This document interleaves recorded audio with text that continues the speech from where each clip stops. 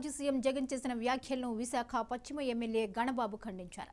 గత 5 ఏళ్లు తెరచాటున తిరిగి ఇప్పుడు ప్రతిపక్షంలో ఉంటూ మీడియా ముందు మాట్లాడటం విడ్డూరంగా ఉందన్నారు.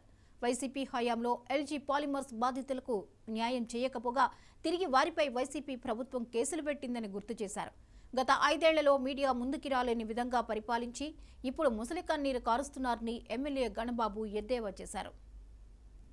స్పష్టంగా మీడియా ముందుకు 5 ఏళ్లు మాట్లాడనటువంటి ముఖ్యమంత్రి ఇప్పుడు మీడియా ముందుకు ప్రతిపక్ష హోదా బహుశా ఇదే కరెక్ట్ ఏమో ఆయనకి సూటబుల్ ఏమో అనుకుంటున్నాను. ఎందుకంటే ఎప్పుడు కూడా నాకు తెలిసి విశాఖపట్నం అన్నిసార్లు వచ్చి మీ మీడియాకే ఒక్కసారి ఎదురుపడని వ్యక్తి కేవలం అపోజిషన్కి సంబంధించినటువంటి అంశం ఒక అబండాలు వేయడానికి ఒక వేదికగా ప్రెస్ మీట్ అటెండ్ అయ్యేటువంటి పరిస్థితి మనం చూస్తున్నాం. కాబట్టి వీటిని ప్రజలందరూ కూడా గమనించాలని చెప్పి మీ ద్వారా కోరుతున్నాం. ఎల్జీ పాలిమర్స్ ఇన్సిడెంట్ని చాలా అద్భుతంగా మేము హ్యాండిల్ చేయగలిగాం. ఈ ప్రభుత్వం వచ్చిన తర్వాత ఈ ప్రభుత్వం హ్యాండిల్ చేయలేదనేటువంటి మాటలు నిన్న ఆయన మాట్లాడటం, దానికి సంబంధించి ఇక్కడే శాసనసభ్యునిగా నేను ఆ రోజు కూడా సంఘటన జరిగిన వెంటనే అప్పుడు ప్రతిపక్షంలో ఉండేటువంటి శాసనసభ్యునిగా మా కర్తవ్యాన్ని కానీ మా బాధ్యతని కానీ ఆ రోజు వెంటనే అటెండ్ అవ్వటం జరిగింది.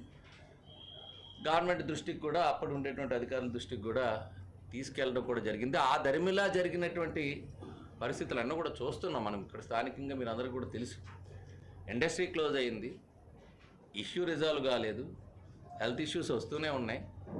ఇప్పటికీ అక్కడ పొల్యూటెడ్ మెజర్స్కి సంబంధించినటువంటి అంశాలు మొన్నే అసెంబ్లీలో కూడా లేవనెత్తాను.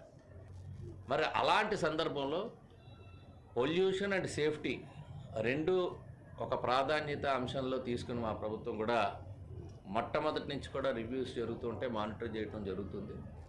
దురదృష్టం మన జరిగినటువంటి సంఘటన, కానీ దాన్ని రాజకీయంగా వాడుకోవాలనేటువంటి ప్రయత్నం ఏదైతే నిన్న ఆయన మాటల్లో మేము చూసామో దానికి సంబంధించి నేను కూడా మీకు చెప్పాలని ప్రయత్నం చేశాను. డెఫినెట్గా రాబోయే కాలంలో డెఫినెట్గా ఇండస్ట్రీస్లో జరిగేటువంటి దేన్నైనా సరే సేఫ్టీకి సంబంధించి కానీ పొల్యూషన్కి సంబంధించి కానీ తప్పనిసరిగా దానిపైన పవన్ కళ్యాణ్ గారికి కూడా ప్రకటన కూడా చేయడం జరిగింది. ఎక్కడా కూడా